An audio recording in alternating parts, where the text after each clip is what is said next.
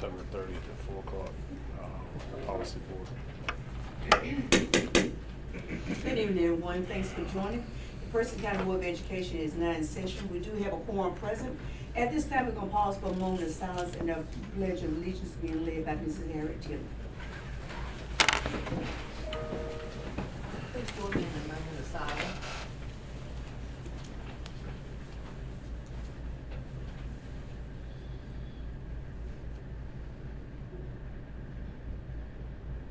Thank you. In the pledge, I pledge allegiance to the flag of the United States of America and to the republic for which it stands, one nation, under God, indivisible, with liberty and justice for all. This afternoon, we do have a work board session. However, out of courtesy, we do have a person that has signed up to speak. So we're going to go ahead and let you go ahead and sign up and have speak before we get into our work board session, so you won't have to stay delayed for a long period of time. I appreciate So out that. of courtesy, yes. Afternoon, Madam Chair. We have one individual signed up today, Mr. Anthony Wilkins. On behalf of the members of the board, I would like to welcome you to Person County Board of Education meeting. Your presence is welcomed and encouraged by the board. We invite comments during the public comment section of the board meeting. This time is set aside for the board to hear comments on programs, policies, and procedures. The board typically will not respond to nor take any immediate action on the concerns expressed, but please be assured we will take all comments under appropriate advisement. Today, there's one individual who would like to speak to the Board of Education. Mr. Anthony Wilkins is here and present, Madam Chair.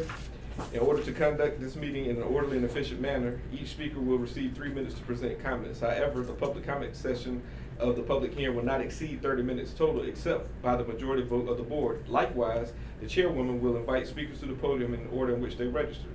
Substitute speakers will not be permitted to, and speakers may not donate any portion of their time to another speaker. If a speaker is unable to present all of his or her information within the specified time limit, the speaker may provide the board with an additional information in written form. If an unusually large number of people request to speak, a majority of the board may decide to reduce the time of each individual or to require the designation of a spokesperson for each group of persons supporting or opposing the same positions. Public comments must be issue-oriented. Complaints against any employee will not be heard in the public session. I attest, Madam Chairwoman, the speaker present tonight understands and has agreed to the above guidance. Thank you.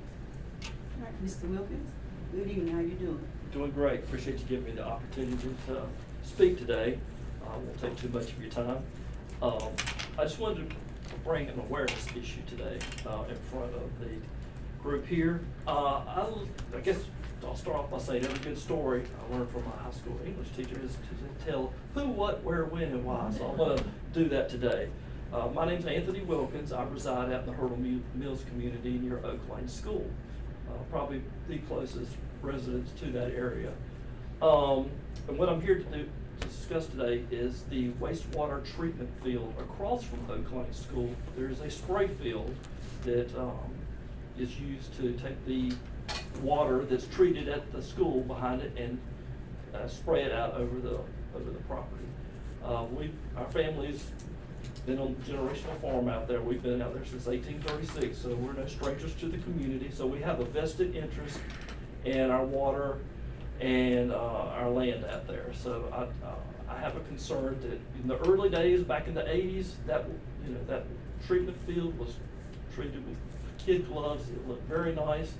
Now it looks very much in disrepair. So back in 2020, right after COVID, I started having some discussions about the spray field and the condition of it, and I had some good response initially, but kind of like I said, COVID kind of hit and it kind of fell apart. But they did start maintaining the field because I had a visual of it, and which got me to thinking, if they're visually they're not taking care of it, are they taking care of it on the backside of the treatment part of it? So I started pulling reports and learning more about the process. So there is a 5-year setup agreement that's set up between the state of North Carolina Department of Environmental Quality, and they have a permit, which is WQ 004750. And when you go into their system, you can pull up all the site visit reports, which are required to operate for the Person County to operate their spray fields. So again, it started off just as a visual thing, but as I started to dig in more into their operation of it, I had some additional concerns, and I don't know if I'm really at the point now where I feel like we're there. And as you ride by, you'll see it's not mowed anymore. It's just trees falling over, grass this high. If you have a chance, I would encourage you to go out and take a look at it. I've taken some pictures also, but again, you can go into that thing and look at the site reports and all the notations that the representative made about things that need to be corrected, broken sprinkler heads, not doing pH reports, other things that, again, can be looked at. I guess that's my 3 minutes. We appreciate that. You have any additional comments that you would like to leave? Could you see Yes. Dr. Anthony? Actually, Dr. Anthony will meet with him right after, if y'all want to sit down and have a conversation. Thank you for Thank your you thank very you. much. Thank you. All right. Dr. Peterson?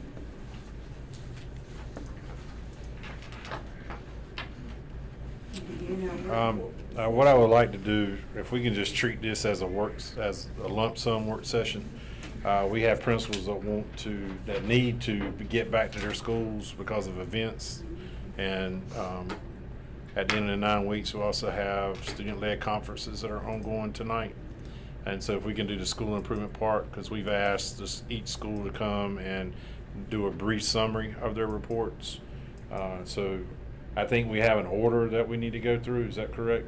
And so if Joy can kind of facilitate that, and feel free to ask questions to your wonderful principals about their plans for improvement for the coming year. Yes. Just to reiterate that this is of course information with the plan to for the principals to be able to present these quickly, and to for you to ask any questions or give any feedback, and then we'll bring it back to you in November for approval. And we'll start with And the full plans are in your packets. the highlights. Yeah, the highlights. Are in your packets. And then the full plans are of course accessible through their websites with all the instructions, as they are always. These are the updates. Madam Chair, members of the board, a little bit about North End School Improvement Plan. We have 3 main areas, and of course that is academics and community and safety. And last year, with the combination of schools, we really focused on community and building a culture of togetherness, and and of course we always are safety and academics, but this year we're really putting strict numbers on our academics, and we have magic numbers that we have to meet, and really trying to make sure that we can reach all of our children. And as you can see below, the key indicators that are being monitored based on the current school improvement plan are really talking about like the MTSS process, and really making sure that we have the PLCs that are identifying not just interventions but also core instruction with our higher kids as well. Also with community involvement, we're doing a One Book, One School this year. That's been really fun, involving our parents in a book that we're reading whole school wide, so that's been really fun to do that. Are there any questions? Thank you. Thank you.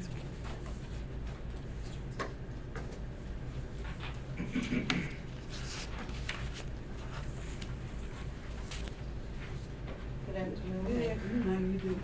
Chair and members of the board, doing fine. We have 3 goals at PESEL: increase student achievement, grade level proficiency, and to strengthen our stakeholder engagement.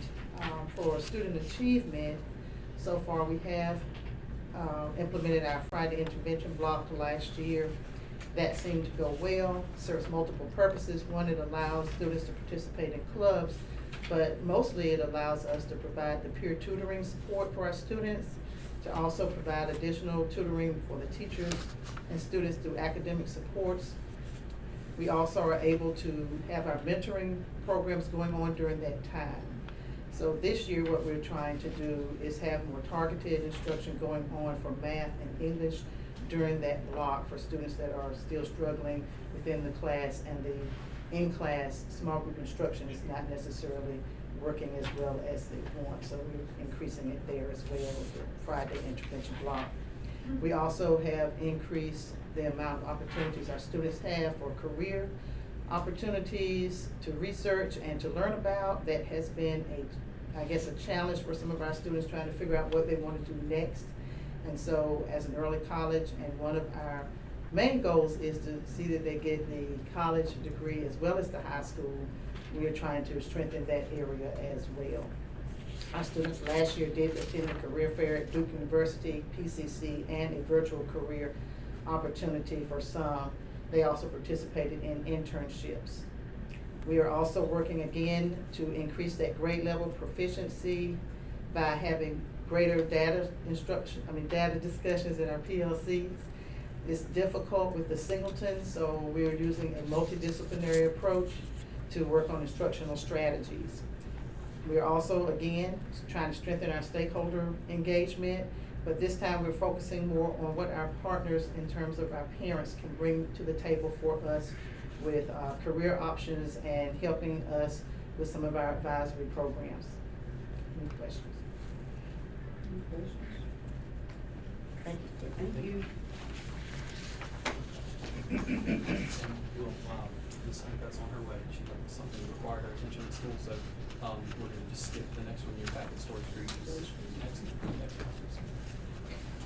I think he tried to trip you. Sabotage me. And I saw it, it was intentional. Right, you really got me out of the zone. Good afternoon, Madam Chair and board members. I hope you are all doing well this evening.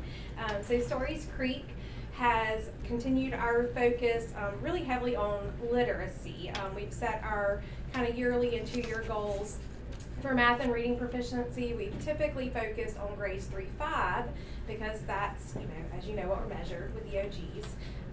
But we have really shifted our focus this year to our K2 literacy. So we are digging a lot into our M-Class data. So we have set some goals around that and really not looking just at the proficiency aspect, but we've also added a growth component.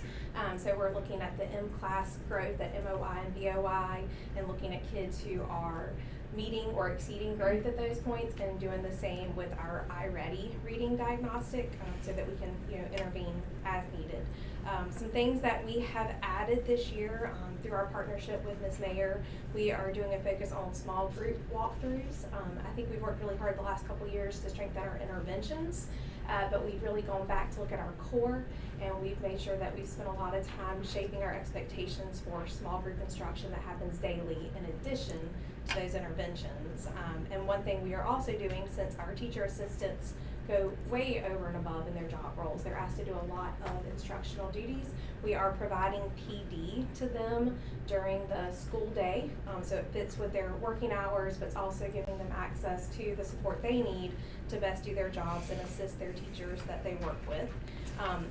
Even though our goals are focused on proficiency and growth academically, we know that can't happen if students are not having all of their needs met. So we are also focusing on the whole child by implementing daily morning meetings in all of our classrooms. We're also excited to partner with some community organizations and local churches to build some mentoring opportunities for our students. And then another thing that I am particularly proud of is with our increased ML population, our students who are not from English-speaking homes or English is not their first language, we have realized that we've not done everything we can to give their parents access to even our curriculum nights and to even being a part of our organizations. So we are working with our PTSO, and we have some bilingual parents who will be really reaching out and working with our Spanish-speaking families to get them involved in our parent-teacher-student organization.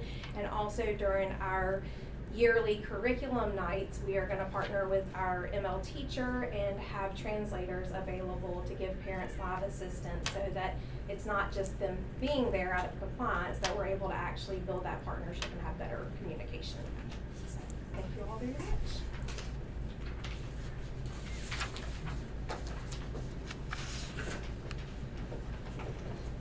And as seen them. I would say that we don't have a lot of brand new goals this year. We are more or less trying to really get good at the goals that we focus on, particularly in reading instruction. We're working really hard to get our proficiency moving in the right direction. Math has been continuously to grow. Reading has been rather stagnated. So we really want to hone our process of the MTSS, making for sure that we're looking deeply at those Tier 2 and Tier 3 students, making for sure that we are building plans that's going to help those children to grow and achieve their goals. So we are now created a data room that we are, especially for 3-5, moving those data cards and really looking at from one assessment to the next about what's really happening with our kids. I think we've always done that process, but we're just trying to really refine and really dig deeper and deeper and deeper so that we can get really the movement that we want. We're also looking deeply at our students with disability population. This is an area that has also been stagnated, and while these children are growing, we're not seeing the proficiency scores that we would like. And so this year we're going to be extremely intentional on looking at determining who those kids are, where they are, and developing plans to make for sure that they're moving. And a part of the student with disability, the TSI identification, also requires the school to look deep into how they're spending their remediation resources.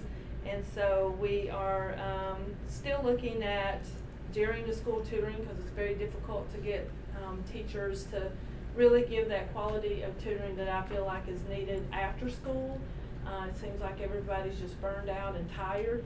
So this year we're going to really look at trying to recruit highly qualified tutors, retired teachers and people who could come in fresh during the day and really spend some time with the targeted population that we want to move. Any questions? Thank you.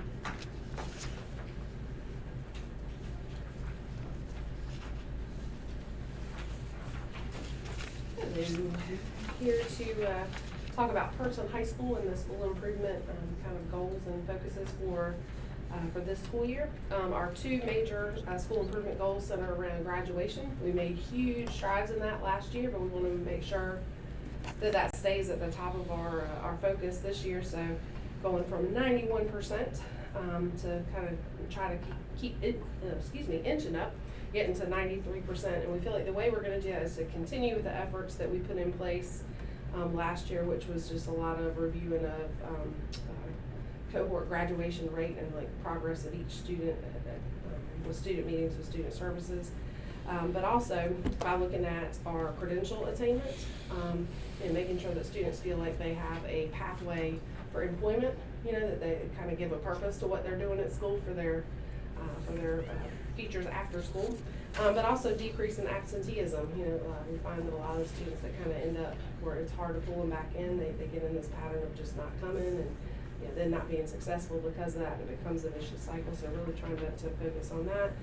But then also looking at failure rates within specific courses. That's one of the focuses for all of our teachers, is to get our course failure rate down. So that's how each particular teacher can directly impact students being successful in classes, that especially ones they need for graduation. Our second school improvement goal overall is increasing student achievement and as measured by performance on standardized testing. So that is all of our EOC courses, but also other aspects that kind of go into our assessment and where we get our school letter grades from. So looking at our ACT composite as well as our work keys. And so we're looking at very targeted, increases in proficiency across the board for all of those areas. Our indicators that we are going to be monitoring for this school year and the action steps that are included in those, especially with the new legislation regarding cell phones and things like that, and just making sure that we're being consistent across the board and the things that, and that's just the tip of the iceberg, right? To make sure that that's something that we work on as a school collaboratively And we're assessing that through walkthrough observations. One of the focuses of our walkthrough forum is a whole section with bullet points on things that we're looking for in terms of structures, students, complying with directions, understanding processes, procedures, things like that. The second key indicator is 4.01, which is the school implementing a tiered instructional system that allows teachers to deliver evidence-based instruction aligned with individual needs of students. So we do have a period of time at school. It runs probably most strongly through our EOC tested subject areas, where it's a time for small group instruction, looking at individualized data for students, and teacher pulling those students to work with them on things specific to them to intentionally address those gaps. EOC tested subject areas, we also have during our third period or mediation block, we have EOC teachers that are not assigned a class during that time so that they can provide tutoring to identified students in those subject areas. So that's Math 1, Math 3, Biology and English 2. Our MCLs or multi-classroom lead teachers are also tutors at that time, so we can double the number of students that we're able to reach during that time. We let each of those groups decide how they run it. For example, Math 1 works with the same group of students Tuesday, Wednesday, Thursday, and then on a specific targeted objective. And then on Thursday, they give another post-assessment to see the effectiveness of the 3 days of them working. But each PLC decides that in their meeting about who they're inviting, what the criteria is for inviting, and how they're gonna know if it was effective, and whether they're inviting 1 day, 2 days, 3 days. We also have decided as our leadership team to incorporate, like, how can everybody who's not a tested subject area, who isn't directly going in or impacting what our EOC scores are, how can they support? And so some of those are test prep activities, vocabulary development strategies, and just overall literacy, like reading, with a direct target for our ELL and also students with disability subgroups. 2.04 is the next one with looking at standards aligned units of instruction for each subject and grade levels. So we just had Solution Tree come in and do some initial PD with us on, and it wasn't just the intro level PLC, kind of model. It was, okay, you're already doing some things. What are some next steps, some things to make sure you're doing it with, doing it through the process that Solution Tree knows and has proven over time is effective. And how are we looking at data?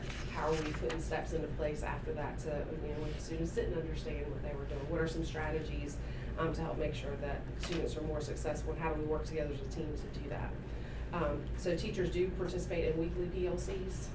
We have a PLC scheduled for those.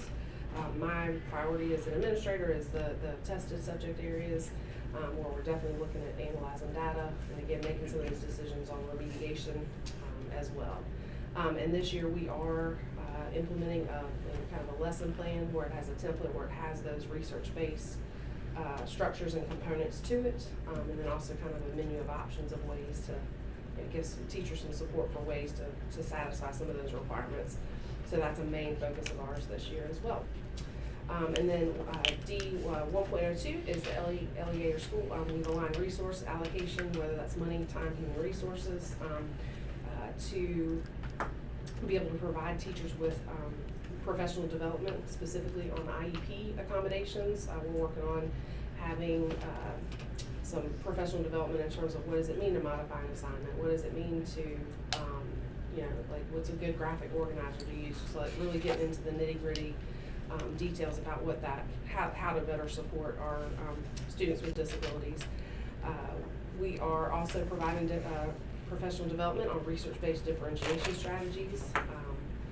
We have already had teachers that we actually have them doing a progress report time, do an analysis of their grades where they have to break it down by their students with disabilities and their ELL students to look at failure rates and success rates, things like that, of those particular groups. And then also always collecting data and making reports in terms of facilitating conversations around MTSS and supports within PLC. So lots of different little pieces going on, but I think the biggest thing is the focus on instructional strategies and in order to make that happen, how can we utilize our PLCs, how can we work together as a team to improve our tier 1 instruction within our classrooms? That's really, I think, our biggest focus this year. And as a work, what our hope is that that's gonna cause some of those increases in proficiencies to happen. One question about A2.04, about, you said one of the main focus was on the lesson plans and sort of the rollout Yeah. for everybody. Just checking, because like a lot of times one template won't fit for a high school, and I worked there for 14 years and I know how that sort of rolls out. And just want to make sure it's just not like a template where here's another hoop for everybody to jump through, some more paperwork that they're doing and stuff. And I'll be honest with you, I went back and forth. This is my 4th year at Person, and I'll say this here on record. I taught for 15 years math. I never once had to turn in a lesson plan at the schools I was at, right? So it's, and I, was a I hate to say it, like effective teacher, right, in terms of results and things. And so now you could come in my room, if you asked me what my plan was, I could show it to you. I had one, but I just never had to turn it in. There were other ways you could check for effectiveness. And so this really was something that, it was a process where we were doing our needs assessment with through NC Star, where leadership team replied to to different question prompts. And then what they did was we took that data as a leadership team, and they really came up with, like, here are the indicators we need to focus on, and then we gave that to the whole staff to work in small groups. And we have poster paper where they said, okay, if this is the indicator we're trying to make a difference, we've identified that's a need, what are some things we can do? The staff came up with lesson plans. I cannot make this up. The staff came up with consistently across the board, like, we need someone, because it's hard for us as administrators, even a PLC, to come in to help if we don't know what your plan like initially was. And we're not looking for, we even have them really come in and help us on what it would look like. What are the components we wanna see? Now the rollout's gonna be a little, we know it's baby stepping, so like by tomorrow, they've gotta have one plan in so we can look at it, just one. And then moving forward, it's really just being at least 3 days, kind of ahead. And the idea is just for us to be able to see it when we do walkthroughs. We're not spending a Sunday, looking through them, and, but the days we do go in there, we want to be able to give feedback, on kind of what their plan was, so we can compare to how it actually, just So want to get them to think. What's the focus of what did they identify that they wanted to, as part of their lesson plans? So the focus on the lesson plan is chunking, right? So not talking for, Right. the full time. So it's like having little chunks, and after each chunk, having like distributed summarizing basically, which is just checks for understanding, kind of throughout the lesson, and making sure that there's some kind of activating strategy, at the beginning, whether that's a bell ring or whether it's like your need to know. In science, that would be your phenomena teaching, right? Like, and really, so we're starting small. And then what we've given them is a menu of different things that they can pick from. Like, if you don't know what different, for example, distributed summarizing strategies there were, and you don't realize that's you're just checking to see what kids understood. You can do that with whiteboards. You can do that with, that could be a Kahoot. It could be, a 3-question little, like, not quiz, but, assessment that they turn in. It could be an exit ticket. Like, there's lots of different ways to do that, but just that you're doing it consistently throughout your lesson. So those are the biggest things. So how much time is this gonna take teachers to put it in a format and turn it in without it seeming like it's a burden of something else I've got to do? Well, so what's funny is that the teachers that I think have struggled with hearing it the most were the ones who already plan, like, it would be the teacher like me, like, I'm already planning like crazy. How do I make this fit that? So there's a lot of flexibility like involved, and it's one of those things where you want to provide a structure, but also not stress out the people you're not, who don't need, who are already doing great things. And so, a lot of it's just taking their stuff and making sure they understand why what they're doing is so effective, right? Like, I honestly didn't really know what the word distributed summarizing was until I came in 2018 to work, and I was like, oh, I do that. They don't even realize some of the things they do and why they actually are research-based and sound practices. So I think we're still working through that. A lot of area where we're hearing that is from our CTE staff, and so we actually already had a meeting the day after we kind of rolled this out with them, and so those are the ones that we're trying to work through how to make it, because the intent is not to add stress, the intent is for it not to be a checkbox. And we told them that the lesson plans are not for me, it's for them to ensure they're being reflective on what they're doing and trying to incorporate, you know, So report does strategies. CTE have a different format to follow? At this point, they do not, but we're still, like I said, we just rolled it out Monday, and we've talked about it, we had a meeting on Tuesday, and so we're still kind of in those, we're gonna see their drafts tomorrow and kind of go from there and see what we I need to guess that's change. my concern. Yeah. We differentiate for students. Sure. I think we should differentiate Absolutely. for teachers, Absolutely. especially Yeah. at the high school level when you've got such a wide variety Absolutely. of what the lessons should look like at that, in those Absolutely. areas. Agreed. I think one thing I want to add too, looking at the lesson plans, we have the PCS instructional framework, which is really just best practice. So when you look at the pieces that are being asked to be planned for, it's all aligned with our instructional framework. And so, really it's just what goes into a quality planning of a lesson. So like, it is aligned with the district expectation. Thank you.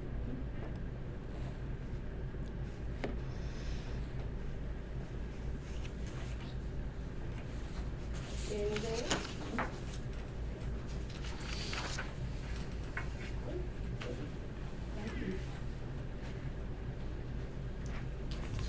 Good afternoon, Madam Chair, board members.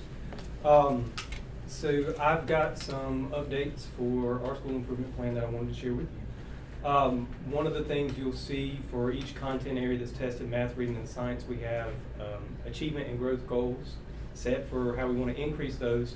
But one of the major updates we have in each of those areas this year is that we are looking at a deeper focus on our common formative assessments that teachers are given in each content area.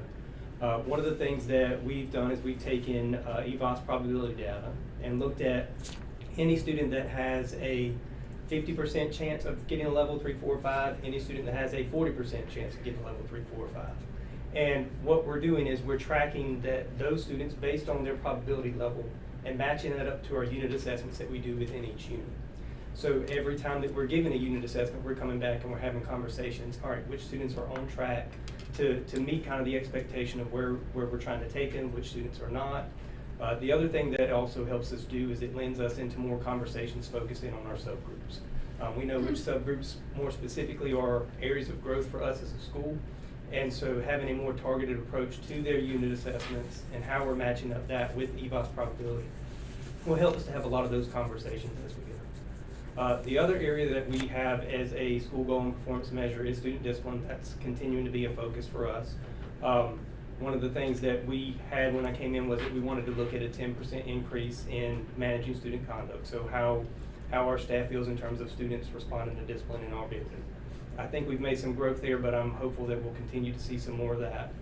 One of the other things that's kind of a piece of that is with some of our work with the Marzano folks, we've done some level 1 surveys, both with staff, students, parent stakeholder groups, and our admin. And we're looking at how are we increasing rates. So we've done an initial baseline survey with that. And so one of our focus points will be how are we taking that data, using that, and making sure that it's this whole process of review, revise, revisit. So how are we looking at all our processes, how are we making adjustments, how are we coming back to it, revisit it over and over. And so that's going to be a big focus for us in terms of discipline, but also in terms of our instructional practices as well. For our key indicators, we've got 4 that we are focusing on.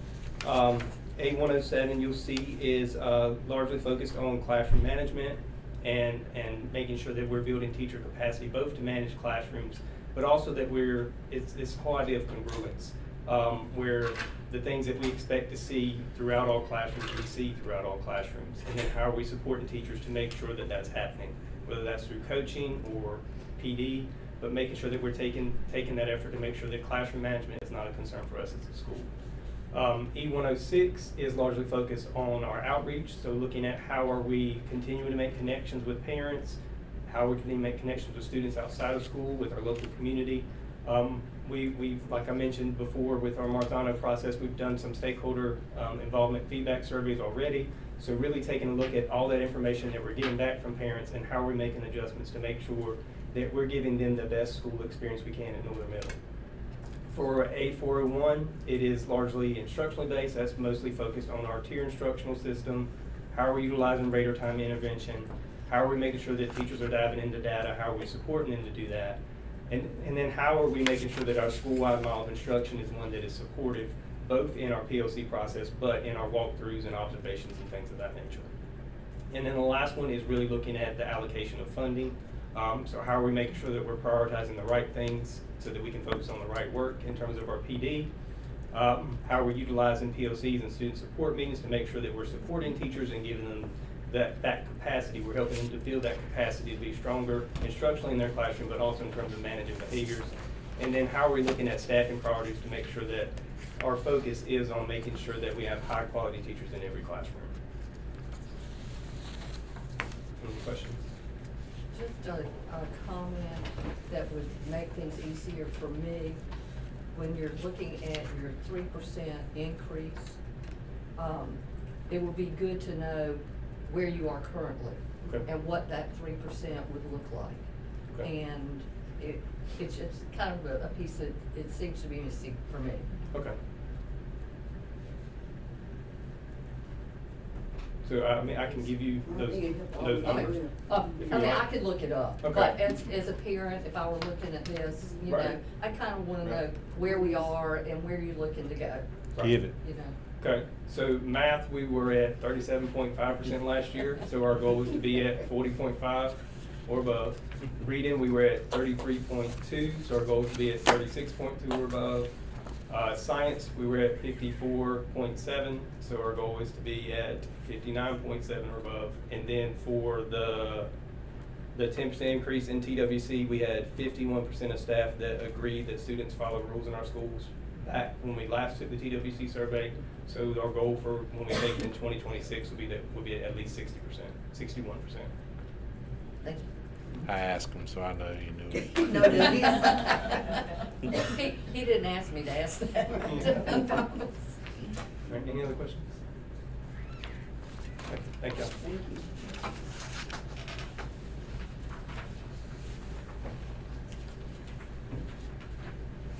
Good afternoon, Madam Chair, members of the board, Dr. Peterson. I'm excited to share with you Oak Lane School Improvement Plan, highlights for this coming year. So you'll see that we have proficiency goals for reading and math separated by K2, 3, 5. If you go to the actual school improvement plan, it's broken down for each grade level. Each grade level has its own individual goal in order to meet this goal. You'll also notice that our reading and math proficiency goals for K2 are much higher than they are for 3, 5. And our reason for that is we can't raise our 3, 5 until we meet them in K2. So we are raising the bar a little bit higher for our K2 so that they are arriving to 3rd grade where they begin the EOG. They're arriving a little more prepared with more proficiency, and then we also know that that affects the middle school. They'll be arriving at middle school more prepared as well. So those are our proficiency goals, and we are also choosing to have a focus area for economically disadvantaged. On our school report card, that was the only subgroup that we scored a C in. Everything else was a B. So we know that if we can provide resources and materials and information for parents who may fall into that category and raise that proficiency rate there and raise that to a B, then our overall school report card would also raise to at least a level B as well. For our key focus areas and strategies, we're very excited to have instructional coaches joining our PLCs this year and can really see the hard work that's being put in there. And it's a embedded professional development every week that they come in and work with our teachers on assessment, error analysis, item analysis, and things like that. So we're really seeing the benefits of that already. Also aligning our funding with our goals. We found that last year we used all of our state remediation money to pay for contracted tutors to come in and be able to have smaller groups, to have more intentional, individualized small group instruction. And this year we are using those same contracted tutors to come in. One's a retired teacher and one is a former teacher who became a stay-at-home mom. They're coming back in and working with small groups again this year, but I'm trying to raise funds in our general fund to match the state funds to be able to offer those services longer in the year. Because the state funds that we have only lasted from like end of January to spring break. So we actually started the tutoring this week, and so we're trying to raise funds. We're using state money first and raising funds to match that to carry it further throughout the school year. And then the teachers are really focusing on those bubble kids, the kids who fall in that 40 to 60% chance of being proficient, so that they are really the ones who are working with those kids who could make or break our proficiency. Of course, we are constantly reviewing data and using that data to group students, flexible grouping, so the groups change from week to week based off the skill that they're working on and what the assessments are saying, how those students have mastered those skills or not. And then we're very, very excited. A missing piece at Oak Lane has been the school counselor for several years. We've not had anyone in that position, a high quality person, for probably 4 years. And so we're very excited to soon have someone in that position to help guide the way with our PBIS and our social emotional learning, because we know that's a piece that's kind of taken a back burner, not having someone to be able to devote full-time attention to that. And that will also help those of us who have been carrying that role to dedicate more time to the instructional pieces as well. And I think that's about all that I have to share. Do you have any questions? We're very excited. If you see at the top, our team voted on our motto for this year: challenge accepted, growth expected. And so we're full steam ahead, expecting growth from everybody this year. Thank you.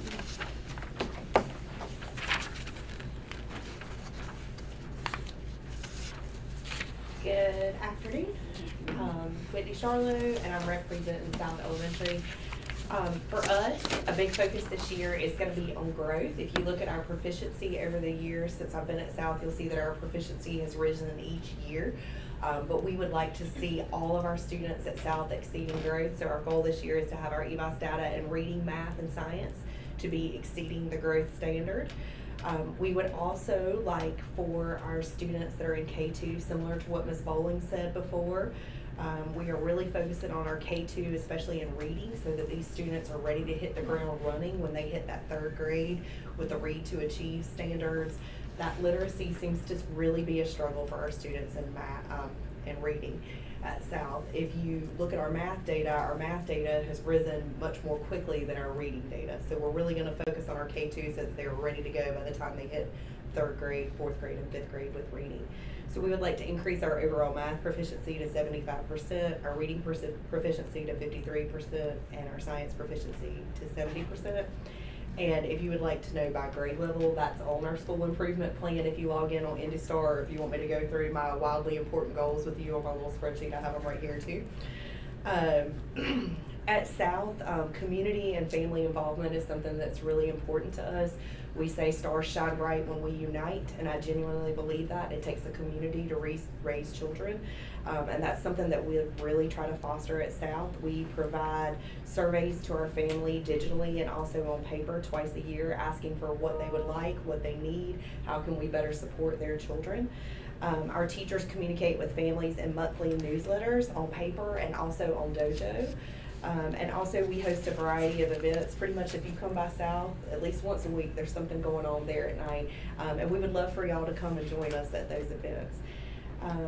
Our D102, the school has aligned resource allocation, money, time, and human resources with our instructional priorities.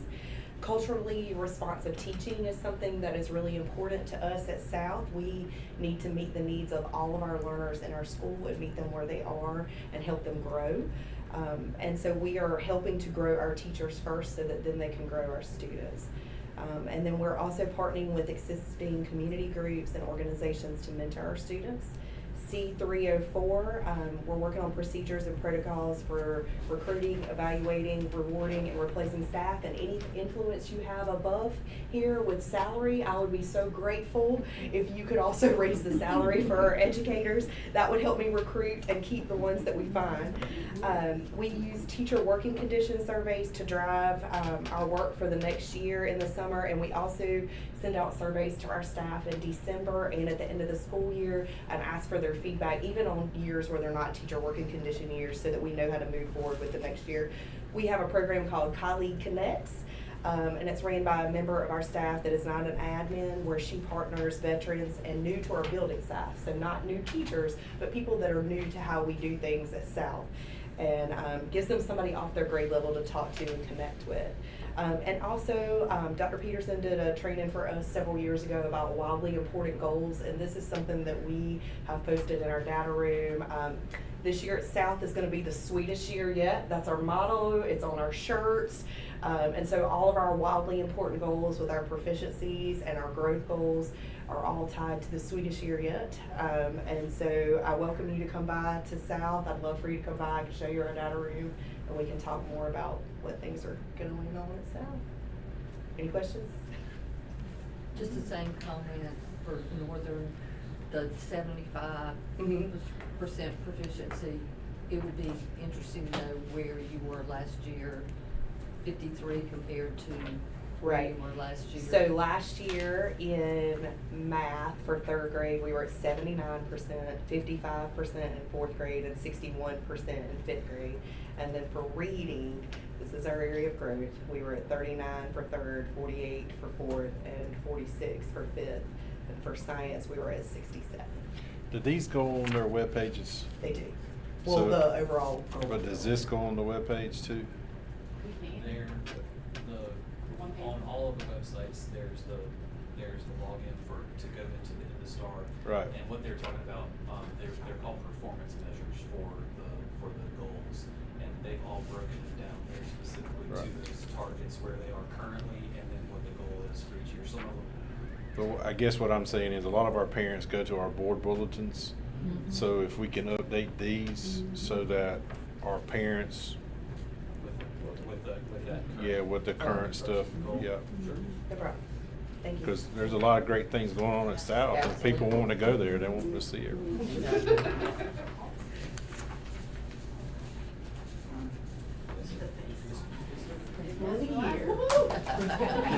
Congratulations.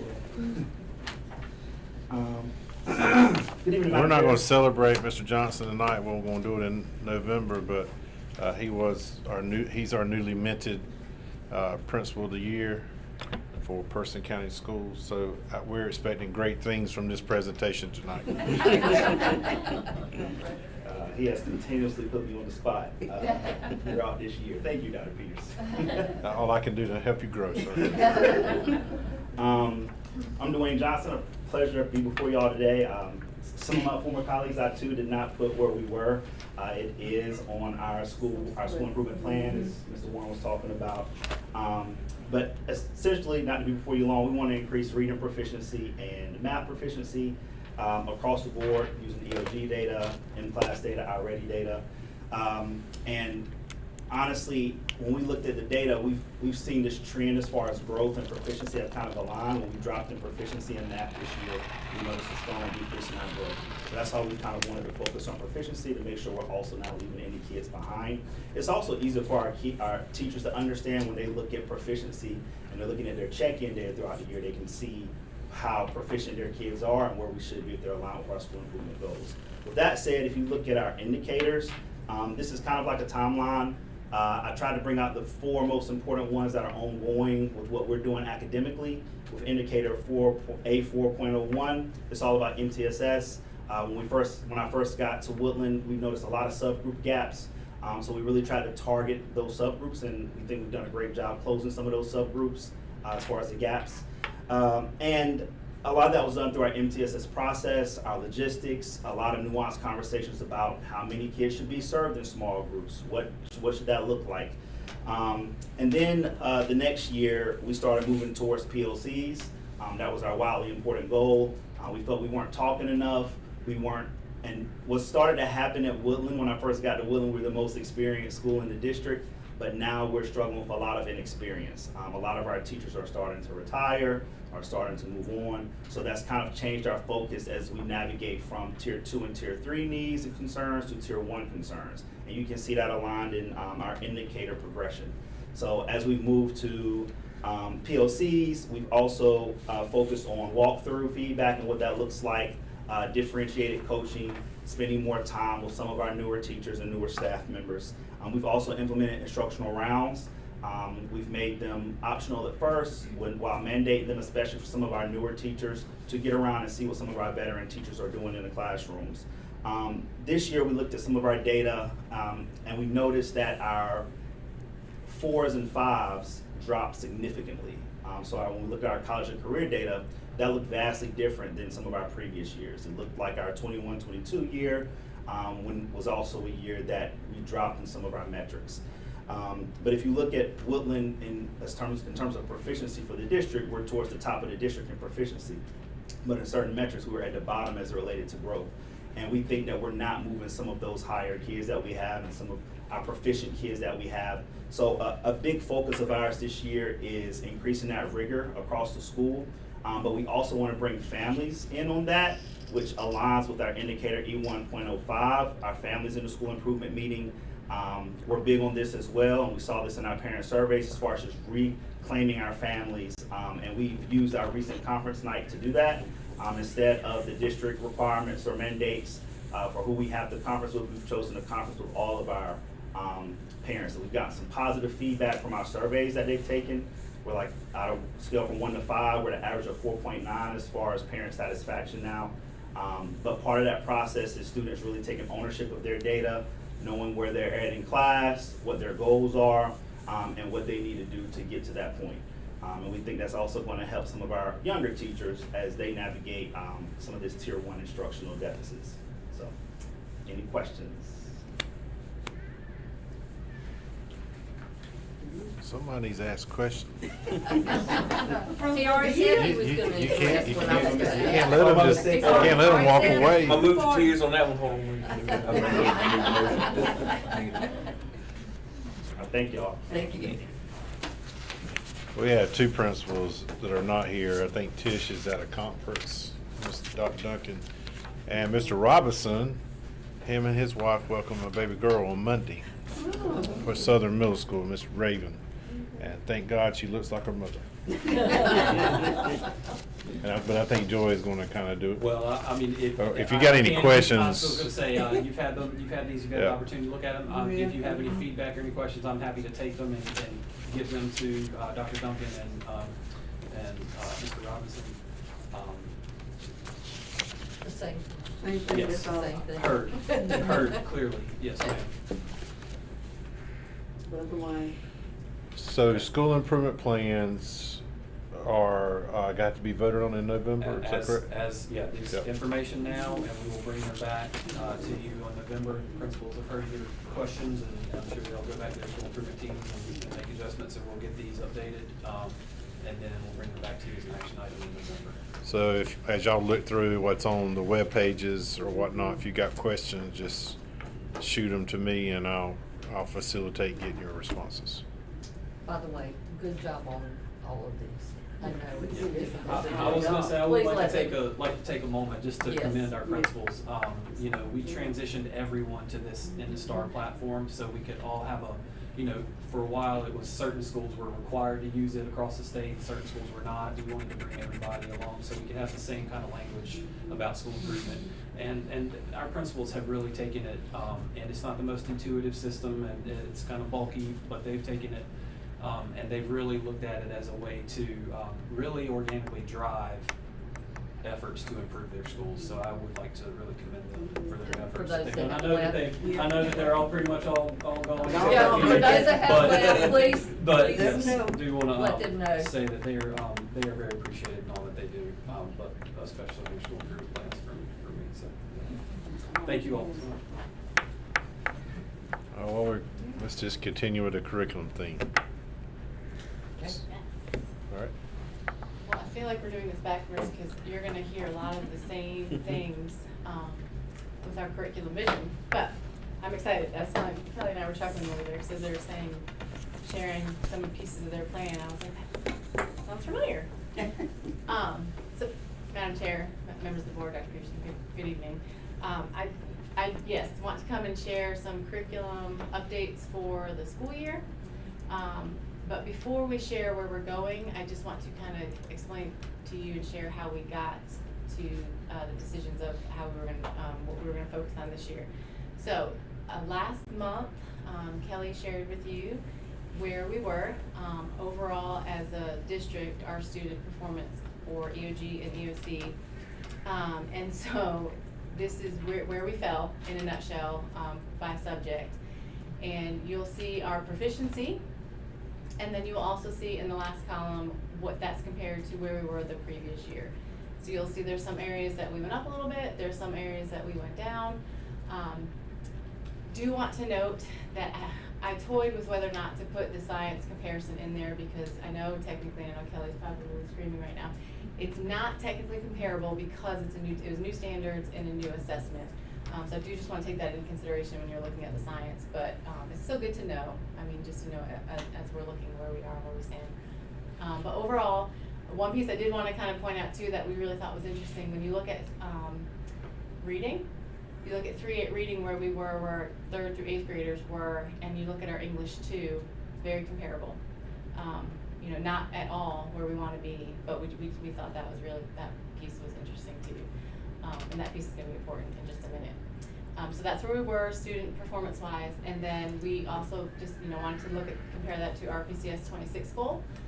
You know, we have our 90-90-90 goal that we're charged to meet at the end of this year, and so currently for schools that are meeting, exceeding growth in A, B, or C, we are at 81 point, just over 81%, and I believe when we break that down, that's about, we were one school away from meeting that goal, and then our graduation rate was 90% graduation rate, and we are currently at 91.3.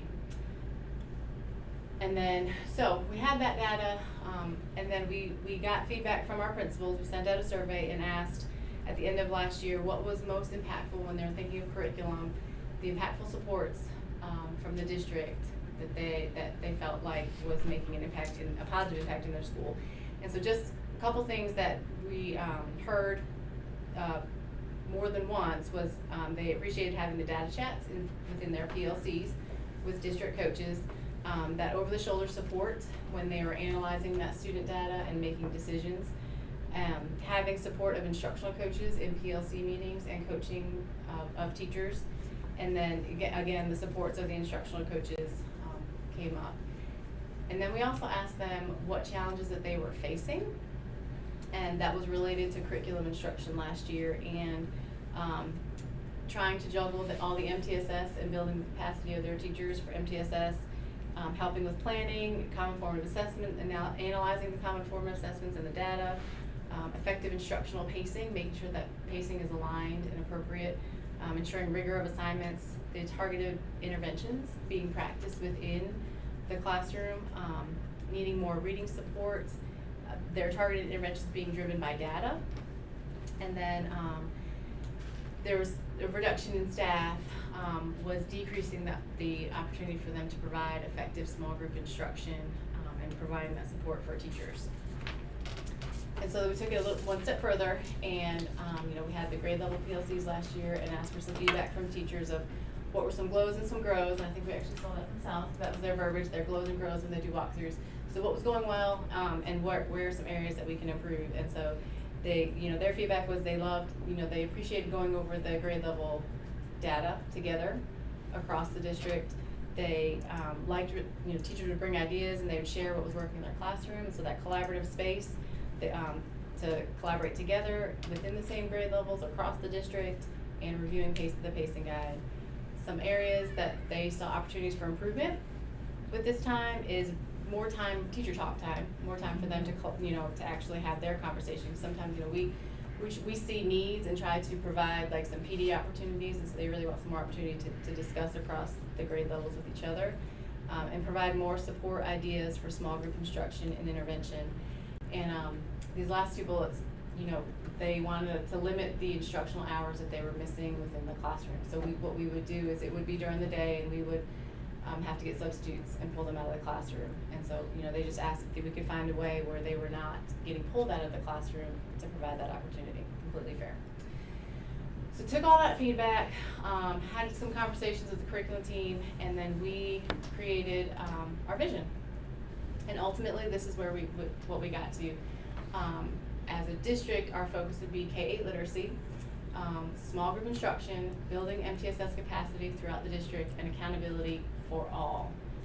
That begins, starts leadership, and then, district leadership, school leadership, teachers, students, parents, accountability everywhere. And so just to break that down by pillar, our first pillar is K-8 literacy. We are implementing a new K-2 arts curriculum, arts and letters. I know we brought that last year, we mentioned to you. So, but that implementation process has begun for this year. We have made some updates to our reading pacing for 3-5, and we are providing 6-8 some reading PD. It's a reading comprehension blueprint for our 6-8 staff, all teachers, all content area teachers.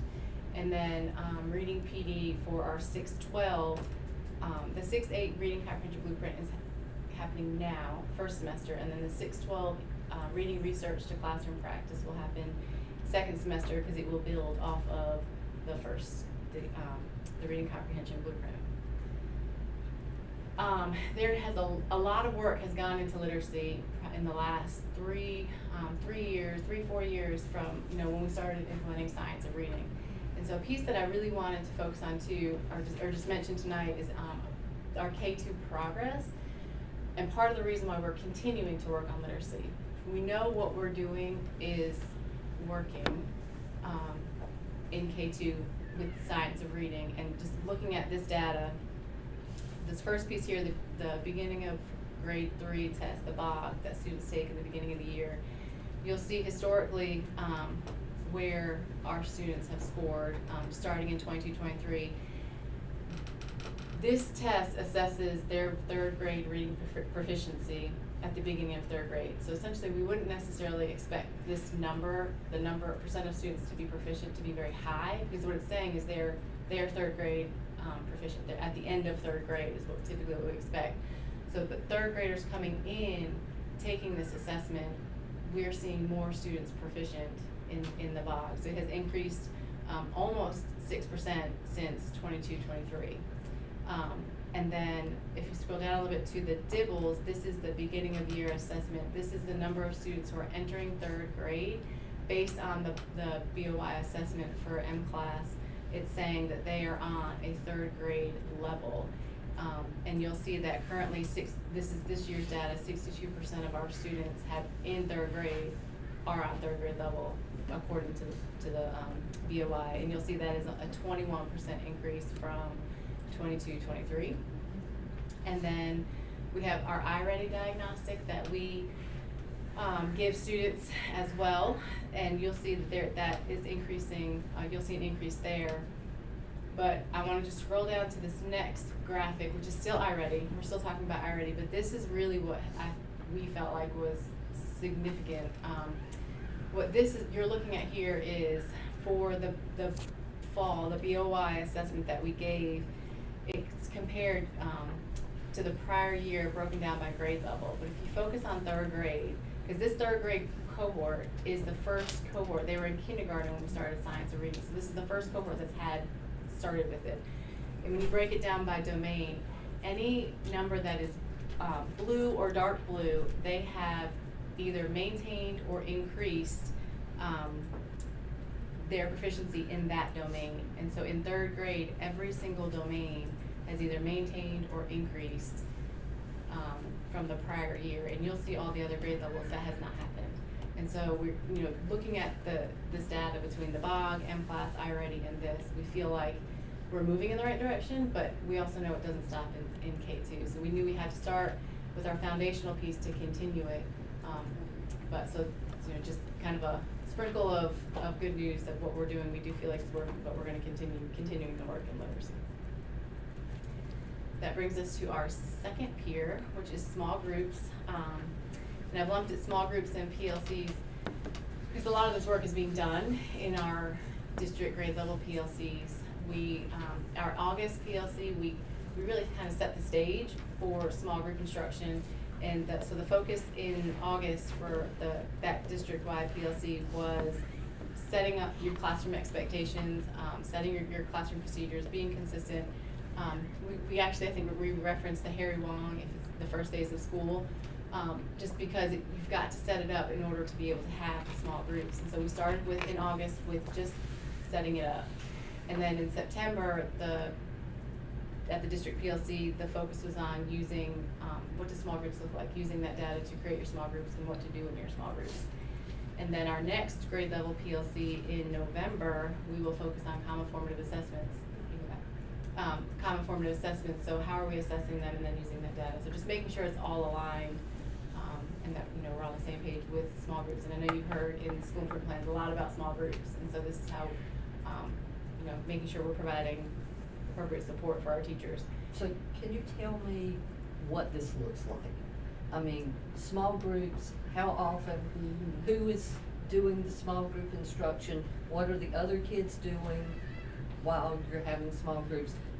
Those are all the questions, and that's what the focus in September, because that's the question. When you hear small group, especially, I specifically attended the secondary, and so when you're in secondary and you think small group, it can be a nightmare. Mm-hmm. Because yes, it's great, I had the teacher and, you know, or I'm with the students are with me, maybe I have 4 or 5, but then what is everybody else doing? And we have laptops and I can't see the laptop, right? Right. So what we do is, what we said is we setting up those expectations in August. Here's the procedures.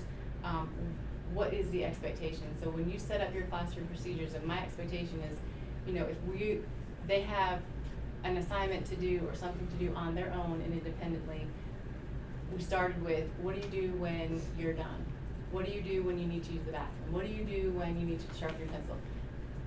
Because when they're independent, they need to be independent and be able to problem solve. So we started there.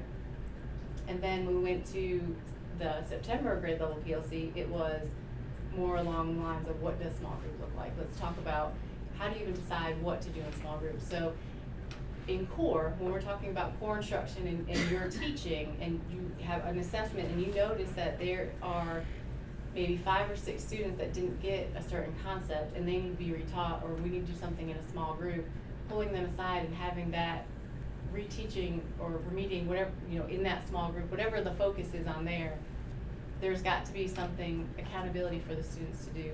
If it's in reading, you might have reading centers, and there might be, you know, centers that they do procedurally, so they're used to doing it, and so they, you know, they may rotate to their different centers, but they have that, they've set that expectation of what to do in it, and they've practiced it. So in August we said, you know, if you're in your small groups, initially they set it up where they've got their groups going on, but the teacher's not pulling students, because they have to train the students how to work in small groups. And so am I answering your question? Mm-hmm. Okay. Yes.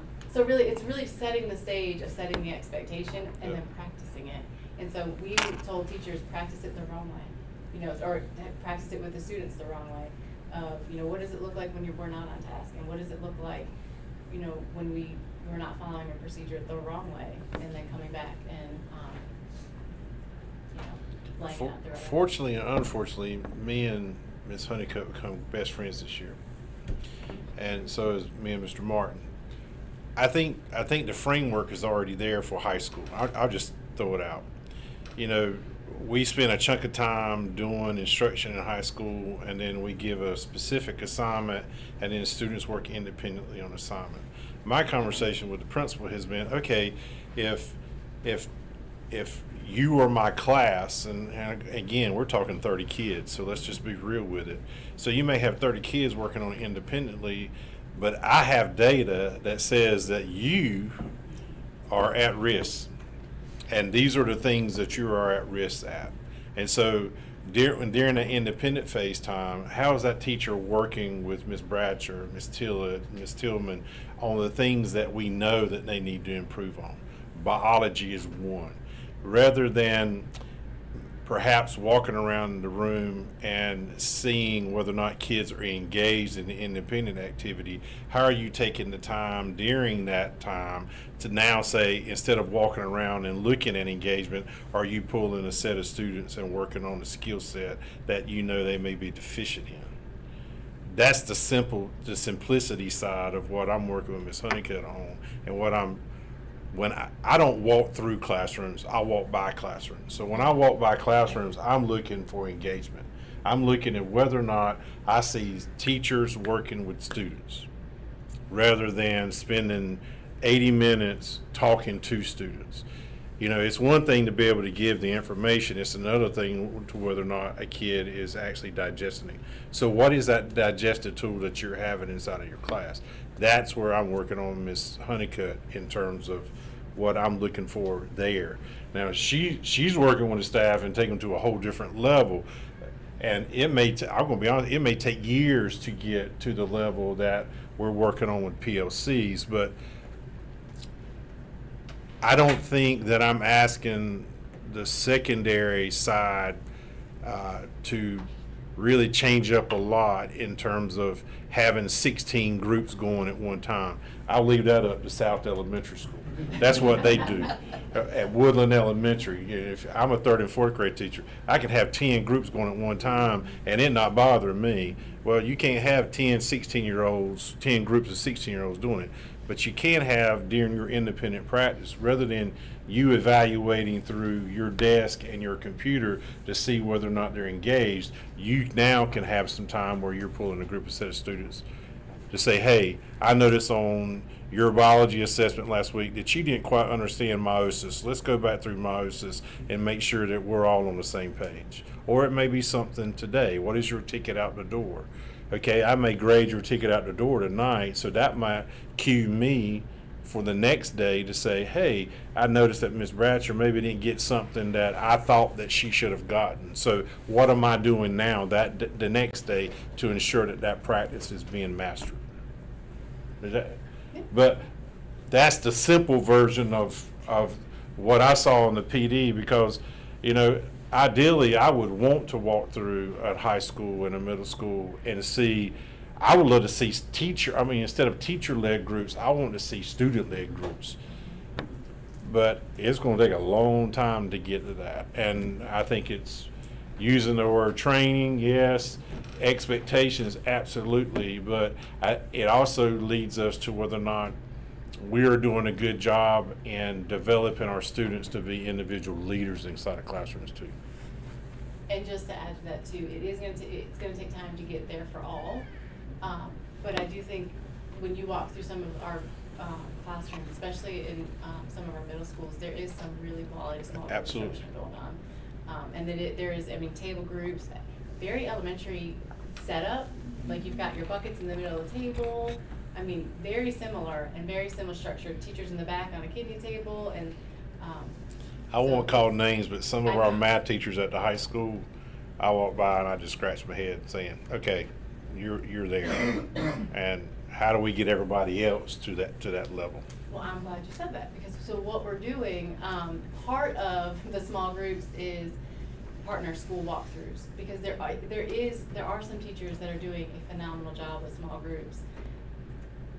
But our teachers need to see it, our schools need to see it, and so we have partnered schools up strategically, and we're doing walkthroughs, CIA team with administrators to go see who's doing really well, who might need some support, and then strategically pair up teachers so they can go in and they can see it and they can see how it's done. Because we can sit here and say how to do it, but then to see it is very different. And that gives them a chance to ask the teachers some very real questions of how did they do it, and talk them through it. So, yeah. Okay. The next pillar is building MTSS capacity, and I'm still tying that in with PLCs. So we did have, last year we had lost a district coach due to retirement. So we are down to 2 district coaches and do support roles for schools. And so we really had a very really tried to think deeply on how we can maximize the support of 2 district coaches for all and get results and not feel like we're just playing whack-a-mole. And so what we came up with, through conversation, was both of these coaches have very different strengths, one being ELA and one being math. And so we have a K-8 ELA reading specialist and a K-8 math specialist. And thinking about the feedback from staff and knowing that the conversations in PLCs and the data chats and the over-the-shoulder support was really effective and impactful, we've created a way with help of the coaches and that they've created a schedule to be in a PLC in every school, every grade level, every week. It's a busy schedule, but they are in there in every building. So they're hitting every grade level, K-8 in every content area at least once a week, either reading or math. And then even one step further, those PLCs are focused on either the core or interventions. So those small group instruction conversations of what to do is happening, and it's actually planned that this is the day that they're going to talk about it, so they know when that's coming. And again, so the conversations in the PLC and the work that's being done is being tied to the instructional framework that we were talking about, and the standard treatment protocols where they can come up, they talk about different interventions. So that's K-8. Person High School, it looks very similar, but they have their ELA and math multi-classroom leaders full-time, so they're in the ELA PLCs and the math PLCs, and we do have a biology coach that will be working with the biology teachers and will be in the biology PLCs to walk through their instruction to make sure they're internalizing their lessons. Ms. Honeycutt mentioned the PLC PD from Solution Tree. We had one session already, but then there are 3 coaching cycles where they'll be in the PLCs working with content area, EOC tested subject areas with them, talking them through what a PLC looks like, sounds like in a collaborative cycle. And then lastly, the communities and schools is the position that we have that they focus on targeted tier 1, 2, and 3 supports for attendance, SEL engagement, and academic support at the high school.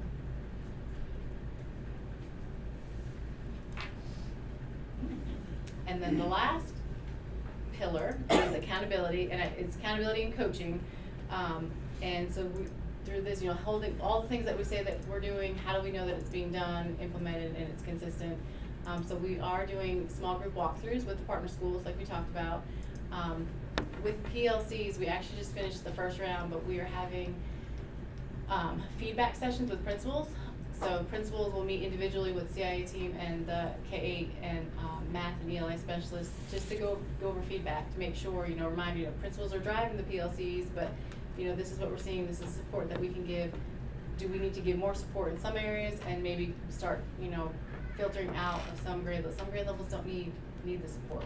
We've got some grade levels that are killing it and they've got PLCs and so, the district coaches can kind of sit back and just, we're there for support, let us know. And then there's others that, we need to give a little bit more support in. And then, it mentioned the instructional framework. So we do have an instructional framework walkthrough tool that we will be using with schools just to make sure, again, best practice. What's on the instructional framework is just best practices, and that that's happening in instruction. And the Golden Leaf Grant Transformative Schools that Northern Middle School received, there's a lot listed right under there, but that is all coaching. There's, I feel like somebody's probably in that building constantly giving feedback, whether either to administrators, to the math teams, to the staff as a whole. So lots of accountability there. And at Northern Middle School, there's 5 elements of a high reliable school. And what they're doing, they're starting with the most important element, and then they're graduating from it and going to the next one. So obviously the first one's safe and orderly. So they've graduated safe and orderly. I feel like when they did their last round, I'd call it, it's the Marzana group. It kind of feels like we've got that down. So now they're moving into the academic support side, which is where a lot of this coaching is going to come from.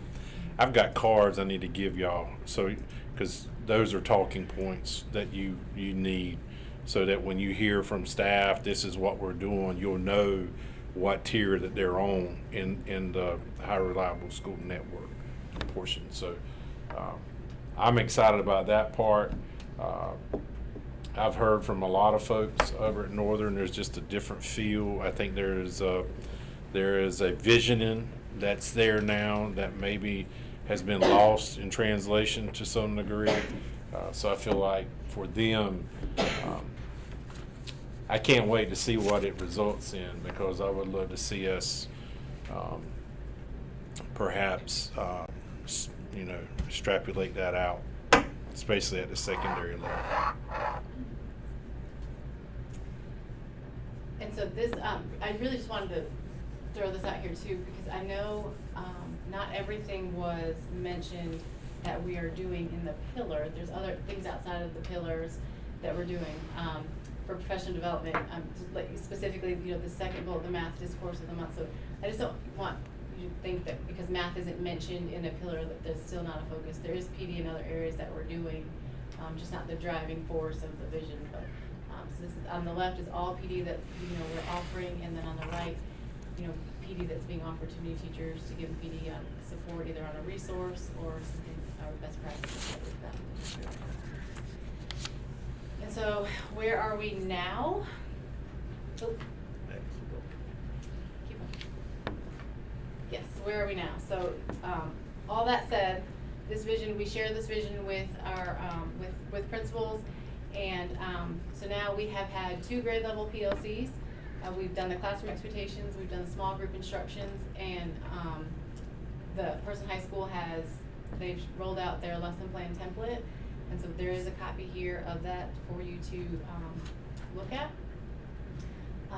And then arts and letters, we have implemented. We have already had a walkthrough coaching cycle with our principals, and so the arts and letters rep came and we walked through, just kind of went through what a lesson should look like, and kind of gave us some feedback on how to coach teachers, and to see some look-fors. We've had our solution tree PLC PD for session 1, and we've already had our feedback meetings with principals about our PLC sessions.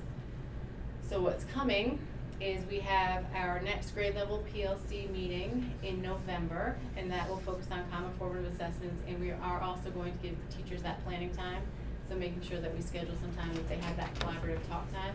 I'm not sure I mentioned before, our grade level PLCs are also scheduled during early release days, so we're not taking them out of they're not missing the instructional time. We also have another arts and letters coaching cycle coming through, where teachers will actually co-teach with an arts and letters rep, and teachers will be able to get some feedback and a coaching session from them. We have 3 more PLC coaching sessions at the high school, where they will come in and actually work with our teachers in their PLCs. And then we do have I know Mr. Martin gave the Golden Leaf update, but that is listed here as well.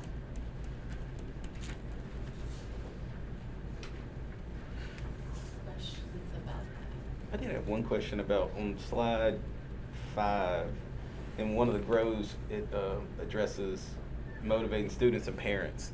Is there anything, I mean, could you speak to that a little more? Was there anything like specifically targeting that?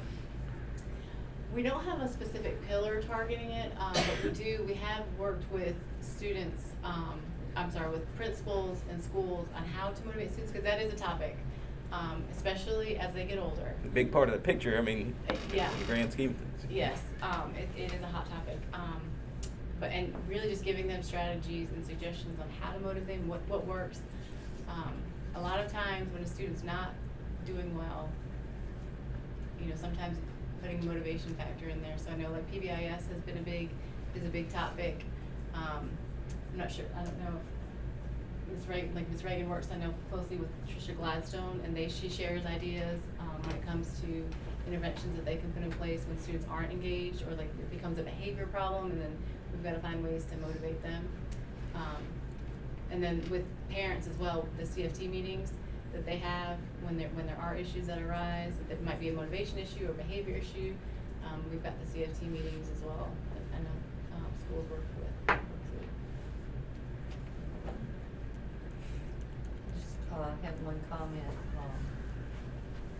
The graphic that you showed us about the science of reading. I'm on the coordinating committee for the summer literacy initiative that's held at Law Memorial. Yeah.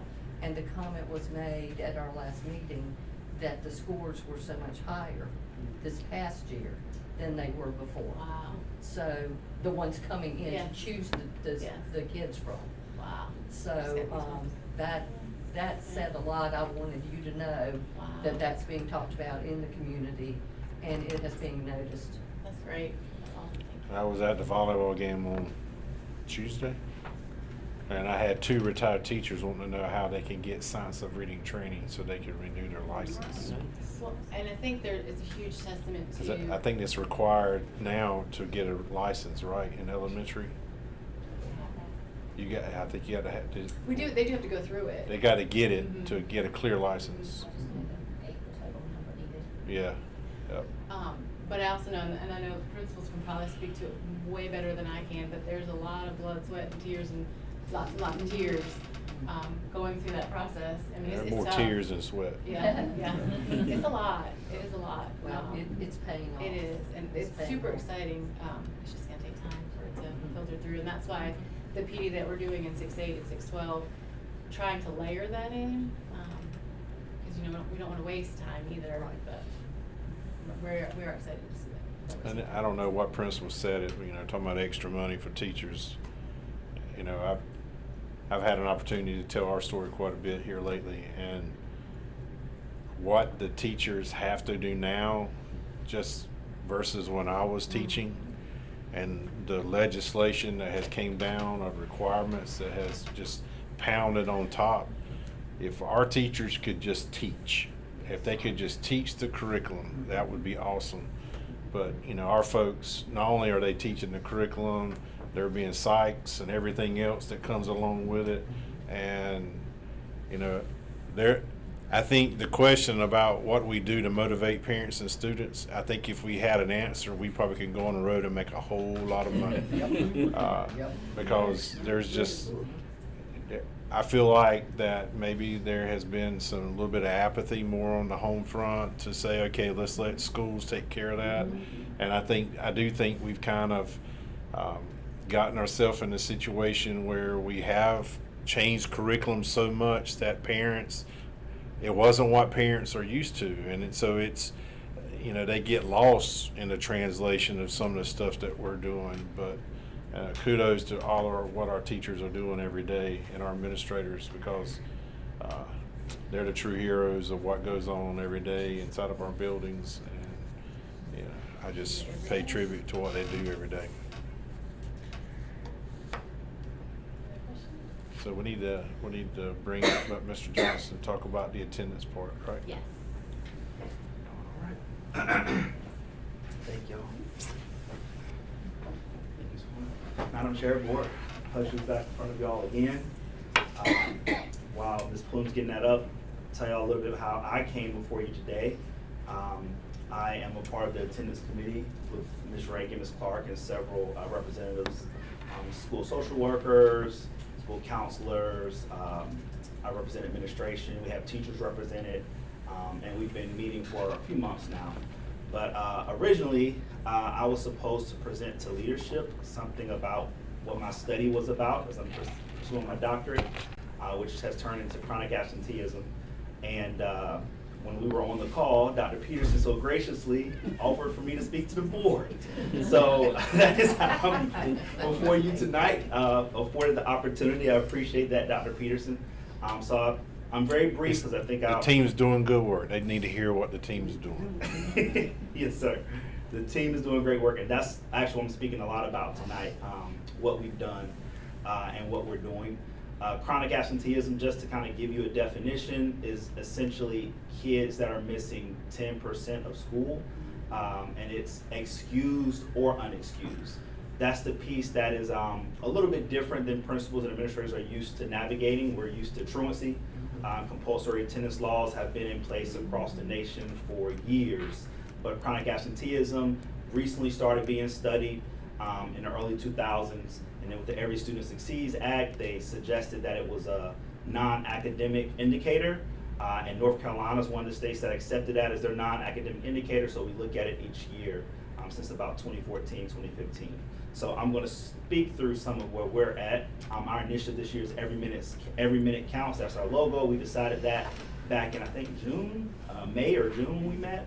And we kind of talked through a lot of things that we want to do to make people aware that every minute counts and what we're going to do this year. So a lot of this information has been provided to parents and families already. You can see some of our data from the district, And post-COVID, we just saw an explosion with chronic absenteeism. A lot of scholars and practitioners think it was already not great before, but once COVID happened, we had about a quarter of our kids across the nation. That data is similar in North Carolina and Person County missing school. And what that added up to last year was almost like 1,000 kids that missed 10% of school. And what got me thinking about it for a study was we talked about the number of kids who were chronically absent by federal standards, but then we talked to the number that was unexcused or that went to truancy, and it was very, very low, a big discrepancy. Just some initial reasons why chronic absenteeism is important. I mean, if you're not in school, ultimately we know you're not learning. So there's heavy correlation with academic outcomes, heavy correlation with this social disengagement, and there's even there's more longitudinal studies coming out to see that it affects your earnings, and that makes sense when you think about not being in school and it affecting your resume and things of that sort. So beyond these effects, rising absenteeism signal a weakening connection between students and the school. There's data now that supports, or scholarship out now that supports that when kids are chronically absent, it doesn't just impact them, but it impacts the class. And when you think about the fact that teachers, when kids come back in from being absent 3 days, what they're trying to do to make up that ground, that impacts everyone around them. So we're actually right on line with looking at this with our NCDPI, our state. NCDPI just recently, which y'all probably saw, released their strategic plan, and they have measures and actions identified with chronic absenteeism. They want school districts to establish a baseline and decrease chronic absenteeism rates across the schools. So we need to look at where we are currently and what we can do to decrease it. As far as the actions, they want us to identify and share effective practices for reducing chronic absenteeism and strengthening student attendance, and that is something we're doing in the district. Some baseline data right now, which Dr. Peterson reviewed with us at our summer leadership retreat this year, 54,413 days and 340,081 hours. That's how much was lost from the district last year as far as instructional time and the number of days and hours. So when he put that in front of us, I mean, that painted the picture of the work we need to do to make sure we bring our people back in schools. It's interesting that conversation around motivation and things of that nature have been a focal point tonight, as that's part of this conversation as well, of course. So we have 3 goals. We have a beginning of the year goal, an MOY goal, and an EOY goal. I would argue that we've achieved our BOY goal as far as just launching a district-wide attendance messaging committee. A lot of literature supports or says that a lot of families don't know how significant chronic absenteeism is for their child and why it's important, or why we need kids in school. So trying to reinforce that message that every minute counts and we really need your kids in school. I know personally at Woodland, we looked at the data compared from last year at this time to this year, and we've seen a significant decrease in tardies and checkouts. So just getting that message, we think, has had an improvement on our rates. MOY, support structures implementation. This is kind of where we're transitioning into right now. And the great thing is a lot of my colleagues, principals, have had a lot of questions about this. So we're trying to build staff capacity, talk about how we can intervene with absenteeism. We're trying to include our recognition systems. How are we going to recognize students? How are we going to recognize staff for their positive attendance? Strengthen external partnerships to address chronic absenteeism. Something that came up recently was medical notes. So like, how are we going to include conversations with our medical community about how we can help with kids coming into schools? And EOY is just review and policy. We want to try to evaluate district-wide attendance progress, review possible policy implications to bring before y'all. There's been a lot of policy shift across the nation with different local boards. But we also, with this part, really want to make sure we look at this data every year, because across the nation and across districts, what my study's really focused on is like this causality and typology data, looking at the kids that are chronically absent. Why are they missing school at each school? Is it because of medical reasons? Is it because of suspensions? Is it because of truancy? What are the leading factors of chronic absenteeism? So we kind of know where our staff need to spend time building capacity. And as far as the rationale for why we think these goals are important, Doesn't cost y'all anything, it's cheap. And that's always good news. So that's something that we, in all the literature, that's one of the first things they lead with is that, this is the cheapest way to try to drive school improvement. Neighboring success, we've seen some success from some of our neighboring counties, like Cumberland County. They did a messaging system, they did some policy shifts, and they've seen some success in their numbers. Feasibility, we've really paid attention to the burden that principals and teachers face. So we're trying to see how feasible it is. I don't know what happened, I guess I'm on a timer. So we've tried to make sure that it's actually feasible for all parties involved. We've done a lot of the legwork for them. And trying to shift this culture of actually paying attention. Again, when I speak to most principals, it's all about truancy. We don't necessarily think about chronic absenteeism and pay attention to those numbers. And it's backed by research, the things that we're doing, and the reason why it's important. And again, we're just kind of stagnant as far as the absenteeism. We have seen some moderate growth over the years, similar to the nation, but it's not at the rate that practitioners and policymakers and researchers would like it to be. And that's it. Any questions?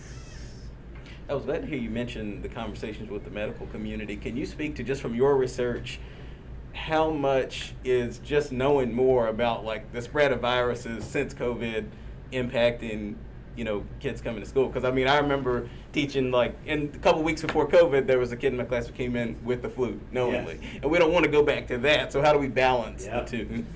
That's a good question. I think that's why that two-way conversation is going to be important. The research does speak to this anxiety that's happened post-COVID, so where more families are more fearful. So like if your kid has a common cold, you're liable to keep them out for multiple days until they're good. You're liable to keep them out until you actually know what it is, really playing it safe. And then of course, obviously, like you said, there is research that supports that parents are just like, no, I know I have more education now about the medical field and about what my child needs, so I'm going to take my kid to the doctor. So yes, research does support that, and that's what makes it very, very complex. But trying to have that two-way conversation with them to see like where that middle ground is, I think is going to be very important. Great question. Any other questions? All right, well, thank you. Thank you. Y'all lay him off easy. We'll be ready for you in the mid-year. Yes, sir. Thank y'all. Thank you. All right, testing update. Good evening, Madam Chair, members of the board, Dr. Peterson. So much of what we've talked tonight about is just the dedication, the hard work that goes into all that is put into our students each year. And as we all know, that is measured at the end of the year for our grades 3 through 8 and for in high school our EOCs with their EOG and their EOCs. So early spring, the state started to release some information regarding retesting. And in light of giving our students every opportunity to be able to show their proficiency and their achievement throughout the year, there are some changes happening with retesting. So we have received early in October some new guidance, ongoing guidance. I believe that there will probably continue to be some ongoing guidance with what they are doing in transition for retesting. So this is our most current, and so where we are is the purpose of retesting has not changed. The purpose of that is to provide an additional opportunity for students that are not proficient on their EOG or their EOC. And so other things that have not changed is that it's still applicable to our EOG grade levels and our EOC courses in high school. Of course, students must participate. It is required. Those tests are state mandated for grades 3 through 8 in reading, math, and of course 5th and 8th in science, and then English 2, Math 1, Math 3, and biology in high school. So the most recent guidance that we have, so the first bullet, that has not changed. It's only available to students that are not proficient. So one thing that is a recent bullet in the guidance that we have from the state is that when we are ready to retest the student, if that eligibility does come to that point, then we would have the parent opt in to retesting. And so we would provide notification to the parent and we would have their permission to retest the student before doing so. So probably the newest guideline that we have is that we are now able to do it during the school year. We did have this ability last year. At the time that it came, it was a little bit more difficult to schedule and manage at that time. But we do have it early this year, and so we are able to retest within the 10-day or the 5-day window that we have set for our testing window. Semester classes are 5-day windows, and year-long classes are 10-day windows. And so that does give us the ability to, as soon as students test and they are done with their testing, we have those scores immediately, and we can go ahead and act and remediate them while it's still fresh, and retest them before they are dismissed for the end of the school year, and they don't have to come back in a summer program as they have in the past. And so we will include that in our retesting plan to allow our students to do that with parents' permission. And then for our English 2 scores typically take a little bit longer to get back. There are some written response pieces in our English 2. And so for that reason, they are manually scored. They are read and scored. And then we get those scores back. It takes a little bit longer, but we usually have them within 10 days of when the student takes the assessment. We always start with that one so that we can get those scores back as soon as possible. However, the state does recognize that we may not have those back before that 5-day window is over. So we do have the flexibility to bring those students back if we get the scores after they're dismissed for the semester or the school year. And we have up to 4 days after we get the scores back to do some remediation and retest them. And then for our EOC courses, this has not changed, but it is still included in our retesting just as information that their EOC score is converted to a 100% grade, and it's used as 20% of their final grade as an exam score. And so this is our retesting plan. So this is the guidance that we have at this time. It does provide us some opportunity to act on on retesting students as soon as we have those scores back, and so we are very happy about that. The other thing that I didn't mention that's actually part of the purpose, in the past when we get our retesting scores back, those retest scores only apply to proficiency. So when we think about our accountability model and we think about how our schools are evaluated, those scores only count for proficiency. And now, as long as we retest before the student's dismissed and within that 4-day window when we get English 2 scores back, it will also count for growth. And so we are also very excited about that. And so, again, additional opportunity to really allow students to give us the best that they've got. Did you see a difference last year with the English 2 at the end of the year, not necessarily the end of her semester, the number of students that were willing to come back versus Math 1, Math 3, biology that could do it during the time that they were still in school? English 2 is also, is always impacted. And so, it varies each year. Last year was a little bit, and I'll be honest with you, we were down to the wire last year because our summer program was for 3 days after the end of the school year, and we got our scores back the first day of summer program. And so it was a really quick turnaround to be able to communicate with those students, have some time to do some remediation with them and retest them. And so even with this new design, having those 4 days to be able to do that does give us a little bit longer to be able to have some time to do that. But another good thing that comes with these new guidelines is what we've never been able to do before is retest after the first semester. So those students have to wait. So if they're not proficient after the first semester in course assessments, they have to wait until the end of the year and come back and do it with the second semester students. Whereas this year, we will be able to do it immediately for students that are not proficient during the first semester testing window. So that's really exciting. I think that's going to be the key. Yeah, we're really excited about that. Yeah. We've never been able to do that. So That lots would and be lots of good huge. things come with this guidance that we're really excited about.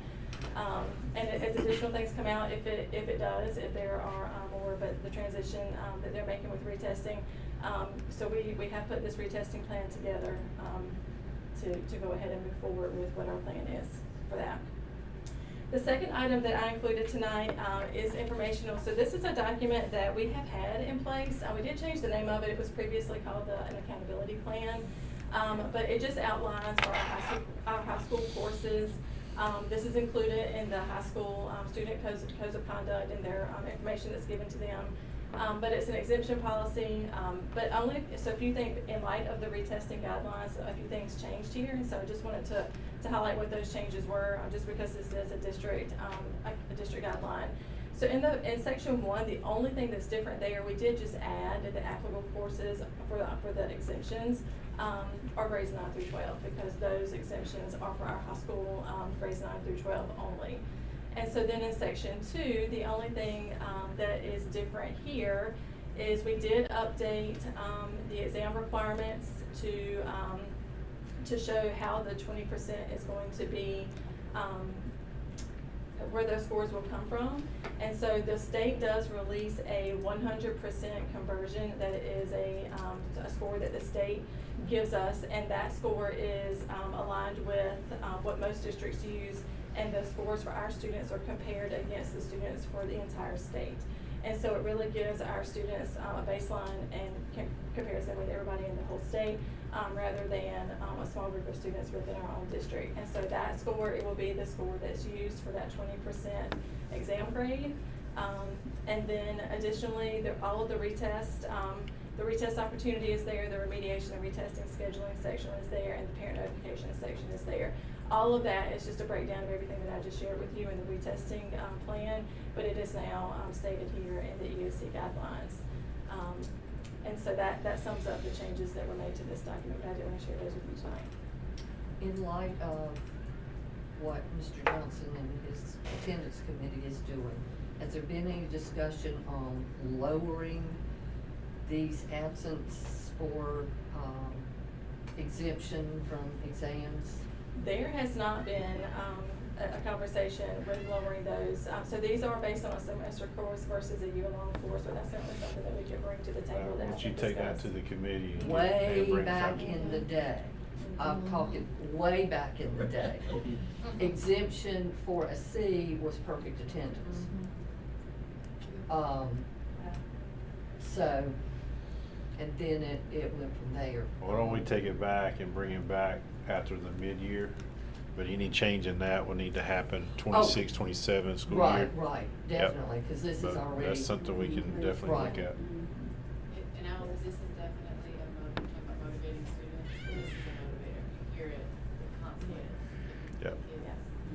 And the exemptions don't apply to, of course, to our EOC courses, Right. but for all of the other ones, it is definitely a motivator. It's for always sure. been a big motivator. Yep.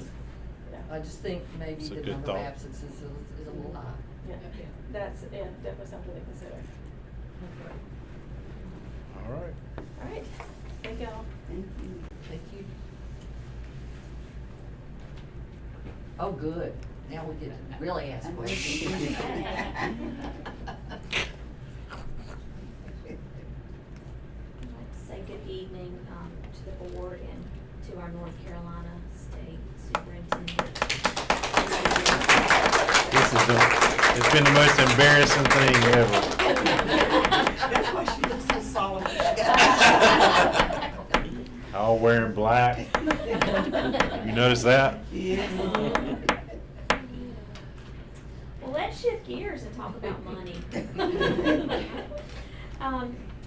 Presented for you tonight is our, it's a little past a quarterly expenditure report, because of the lateness of the meeting this month. We went through October 20th, so we're about a third of the way through our budget season, which will put us around 30 to 33% expenditures, and we're falling right on target with our expenditures. I don't know if you have any specific questions.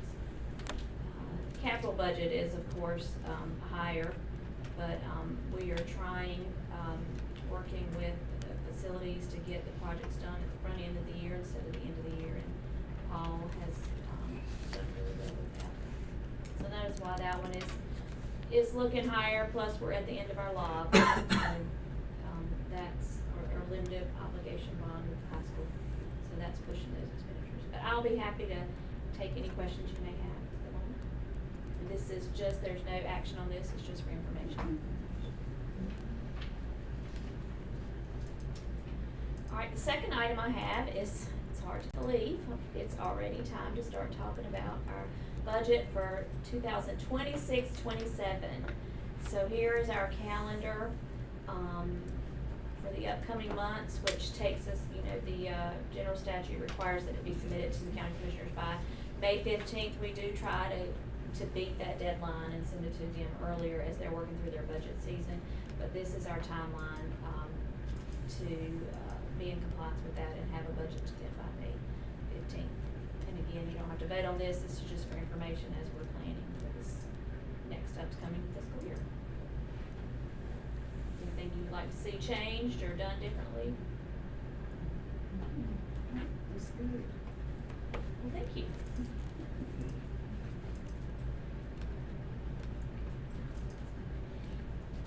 That's the end of your work session. Actually worked this time.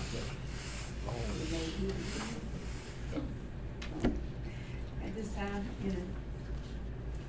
have everybody have opportunity to read the minutes from September 11, 2025 as presented. Are there any noted corrections? You entertain a motion for approval. So moved. All those in favor, please vote by saying aye. Aye. Those by the same sign, hearing none. The minutes of September 11, 2025 are approved. This time, the minutes from September 25th, 2025. Are there any questions? Noted corrections? Hearing none, entertain a motion for approval. So moved. Is there a second? Second. All those in favor, please vote by saying aye. Aye. Those by the same sign, hearing none. Those minutes are approved from September 25th. At this time, Dr. Peterson. One quick item, you have 4 delegates votes to the State School Board Association Conference. And Ms. Bradford, since she's the president, cannot vote. She can't be one. And I believe all 4 of y'all are scheduled to go, so I would recommend the board approve all but Ms. Bratcher to be voting delegates. At this time, we entertain a motion for the approval of 4 board members for voting delegates for the North Carolina School Board Association year next month. So moved. She's glad she let go. All those in favor? I was second. I need a second to that motion. Second. All those in favor, please vote by saying aye. Aye. Opposed by the same sign, hearing none, the voting delegates are approved. Okay. Mr. Tim's message, back up your lottery funds. Where's you? As part of our first tranche of the limited obligation bonds, we had said that we'd set aside $300,000 a year to go towards the debt payment on those bonds. And so we have not processed that yet, so we are looking at 24, 25, 25, 26, and then this year 26, 27 to come to the total of $900,000 that they will pay, that the county will pay towards the bonds. And then what we'll do going forward is each June we'll request $300 for the next year. And I think that's a 20-year term on that. So Yep. we'll be setting aside $300,000 out of our lottery funds for the next 20 years, next 17 years. So we need your approval for that so that it can be signed and sent upstairs for their approval, and then we'll send it to DPI. Are there any questions concerning the request? Hearing none, entertain a motion for approval. So moved. Is there a second? Second. All those in favor, please vote by saying aye. Aye. Opposed by the same sign, hearing none, the funds are approved. Good sign, yes. This time, Madam Chairman, recommend the board go into closed session to consult with attorney on personnel and student information. Entertain a motion at this time to go into closed session. So moved. Is there a second? Second. All those in favor, please vote by saying aye. Aye. Opposed by the same sign, hearing none, we will now go into closed session. We have returned back out into open session. Dr. Peterson? This time, Madam Chairman, I recommend the board approve consent items A and B. All right, this time, entertain a motion to approve consent items 1A and B as presented. So moved. Is there a second? Second. All those in favor, please vote by saying aye. Aye. Opposed by the same sign, hearing none, those consent items are approved. I do want to say that we had a very enjoyable school board law conference. We had a lot of good information that was given to us, new information. It was very informative. And I think we all learned a lot how we work there. Yep. I think it's the first one I've ever done. And so, We have one more announcement. we do. He's very excited now. She whispered me, I whispered her. I'm like, Well, let the record show they got me fired up in closed session, so it's better be good. Oh, it is good. Oh, it's good. On Monday, It's good. November 10th, which is a teacher workday at 4:00 p.m., we will be having a reception in your honor for being named the North Carolina Superintendent of the Year.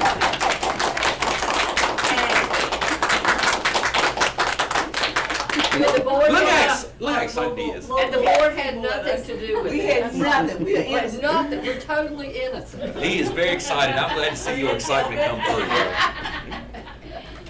I'm not gonna And be we had here. some- Yes, you are. Yes, you are. We had some distinguished people, we hopefully gonna be able to Yes, come yes. to, be a part of this So how would you initiative. know that? We didn't have anything to do with it. Oh, Tracy told me. November 10th. November Just 10th, make sure I'm 4 o'clock. there. I'll be sending out invitations early next week.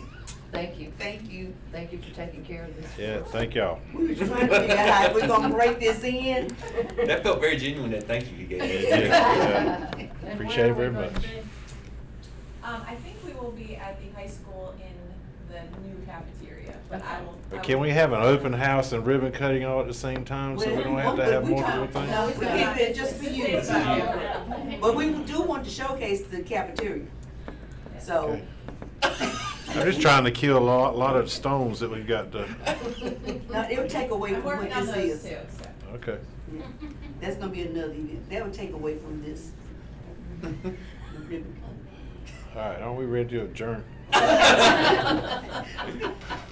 Entertain a motion to adjourn. So moved on his behalf. Is there a second? Second. All those in favor, please vote by saying aye. Aye. Opposed by the same sign, hearing none, this meeting is adjourned.